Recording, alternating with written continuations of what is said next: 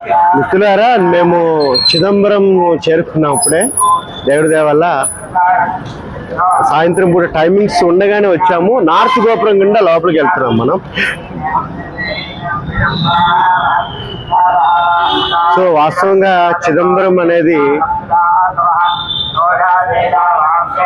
5 పంచభూత లింగాలలో ఒక పంచభూత లింగానికి ప్రతీక. చిదంబర రహస్యం కూడా అని కూడా అంటూ ఉంటారు. అంటే చిదంబర రహస్యంలో గర్భాలయంలో ఒక శూన్యం అనేది ఉంటుందండి వాస్తవంగా. అంటే మూల విరాట్ ఫిజికల్ గా స్థిరంగా ఉండడు అన్నమాట. అక్కడ ఆ లైట్ ఎనర్జీనే, ఆ వైబ్రేషన్ ఆఫ్ స్పేస్ ఏదైతే ఉన్నదో, లైట్ ఎనర్జీ ఈజ్ ద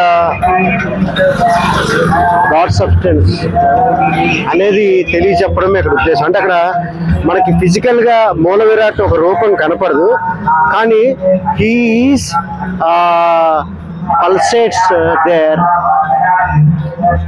ఒక లైఫ్ ఎనర్జీ అనేది ఉంటుంది, అది కంటికి కనపడదు. అది ఒక వైబ్రేషన్ ఆఫ్ ద స్పేస్.